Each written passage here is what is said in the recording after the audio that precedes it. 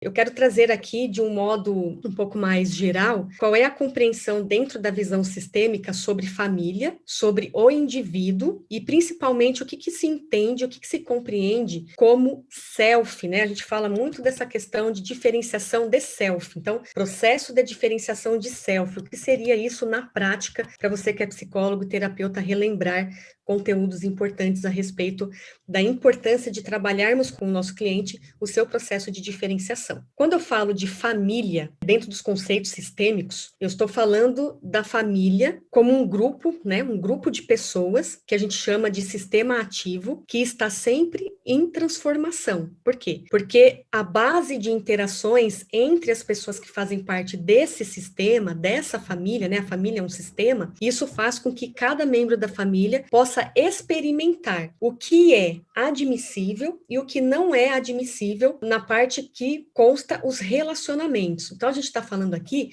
de regras familiares. Existem, dentro de um sistema familiar, existem aquelas regras que são ditas e existem as regras que não são ditas. O que são regras ditas? São aquelas que, verbalmente, cada pessoa da família diz para a outra como devem ser as regras, né? Como as coisas devem acontecer. Seja na educação, seja na forma como a relação vai acontecer, seja como se espera que seja esse relacionamento entre um e outro. E as não ditas são aquelas regras que as pessoas acreditam muito veemente que o outro tem o direito e o dever de saber do que se trata. Porque uma vez que já foi falado, ou como sempre se apresentou dessa forma dentro da família, é uma obrigação a outra pessoa ter que saber. Trazendo aqui para um contexto de mais aprofundamento, isso é o que leva muitos relacionamentos a aprofundar em diversos conflitos, porque as pessoas esperam algo do outro e esse outro muitas vezes não sabe o que, por conta dessas regras. Então, vamos pensar aí dentro de um conceito sistêmico que família é um sistema. É um sistema em que se compõe por várias outras pessoas que se relacionam entre si. Quando a gente pensa o indivíduo, a gente pensa um dos membros da família, né? A gente pensa a pessoa que vive com outras dentro dessa relação. Então, quando a gente pensa, vamos trabalhar para mudança de comportamento, a gente pensa que um membro da família pode alterar esse comportamento e, por conta da alteração desse comportamento, ele influencia outras pessoas do sistema familiar a alterar o seu comportamento também. Então, quando eu falo sistemicamente, eu estou falando para você assim, dentro da visão sistêmica, a gente tem a compreensão de que o todo, ele é sempre maior do que a soma das partes. Isso significa que a visão de uma pessoa, ela não condiz a visão do todo. Uma mesma situação, ela pode ser interpretada, vivenciada e sentida de formas diferentes por cada membro da família. Então, pensa aí, uma família composta por marido, mulher e 3 filhos. Mesmo que essas 5 pessoas desse sistema familiar tenham vivenciado a mesma situação, cada um vai contextualizar, interpretar e sentir esse acontecimento de forma diferente. Chega ao ponto de, ao contar a situação, esse contar ser diferente também. Então, a gente está pensando aí, é importante ter essa noção que família, a gente olha para todos juntos. O indivíduo, a gente olha dentro desse sistema. Agora, quando o nosso cliente apresenta uma queixa e você atende no contexto individual, a queixa que ele traz para você condiz a visão que ele tem das coisas, não necessariamente a visão da realidade em relação ao que acontece. Quando você atende a família toda, e todos estão no setting do atendimento, você tem a oportunidade de conhecer a visão de cada um em relação àquilo que está acontecendo.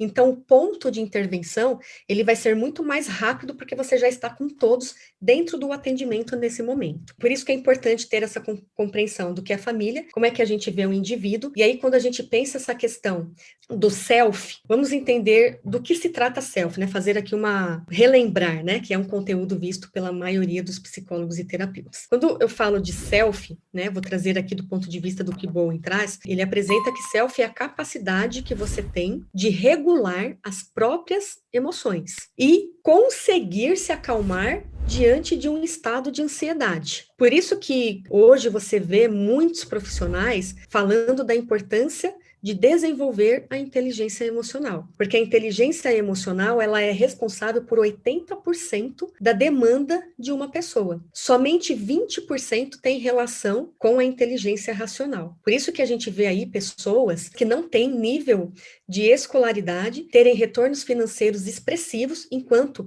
nós temos aí profissionais que são pós-graduados, doutorados, PhD e com dificuldades financeiras dentro da sua própria vida, tá? Porque todo o processo de decisão tem a ver com a inteligência emocional. Então, quando a gente fala de self, a gente está falando da capacidade que a pessoa tem de lidar com com as suas próprias emoções e também saber lidar com o seu sistema de ansiedade. Por quê? Quando a ansiedade aumenta, ela aciona a reatividade de uma pessoa. Quando a pessoa consegue, né, lidar com essa ansiedade que aumenta e fazer ela diminuir, ela age muito mais respondendo às situações do que reagindo. Dentro do conceito de self, nós temos dois subconceitos, o self sólido e o self fingido. Tudo isso é importante para entender essa questão da diferenciação dentro do sistema familiar. O self sólido, ele está muito conectado com essa compreensão de self. Por quê? É um self composto por crenças e princípios que são muito claros para a pessoa. E ele é tão bem definido que ela não negocia aquilo que ela acredita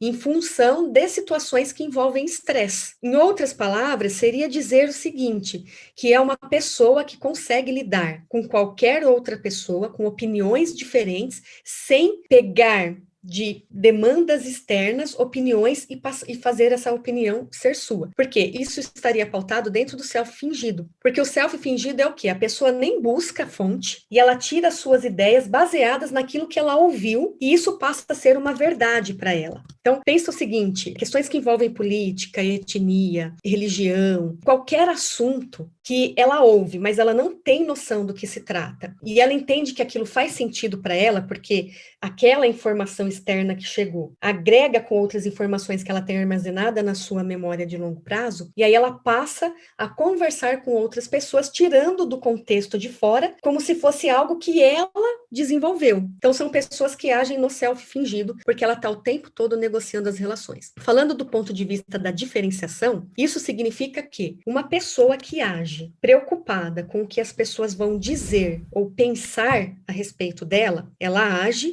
a partir do self fingido. Ela age para que as pessoas, né, muito pautada naquilo que os outros pensam. Olha um exemplo, eu vou agir de um jeito diferente, o que meu pai vai dizer? O que minha esposa vai falar? O que o meu marido vai falar? O que minha mãe vai dizer? Com medo de magoar outras pessoas, age com comportamentos que muitas vezes nem gostaria de ter. Mas dentro de um contexto mais geral, self-fingido está muito relacionado às ações estarem pautadas na preocupação extrema do que as pessoas vão dizer ou pensar a respeito de si. E quando nós atendemos os nossos clientes, a maioria dos clientes vem porque eles não estão sabendo lidar com algum tipo de demanda. E quando você começa a aprofundar esses contextos, você começa a perceber que ela age muitas vezes no self-fingido, porque ela se preocupa com o que as pessoas estão dizendo, pensando, elas buscam validação, elas buscam querer ser reconhecida por outras pessoas, tá? Então, são pessoas que agem muito mais no self-fingido.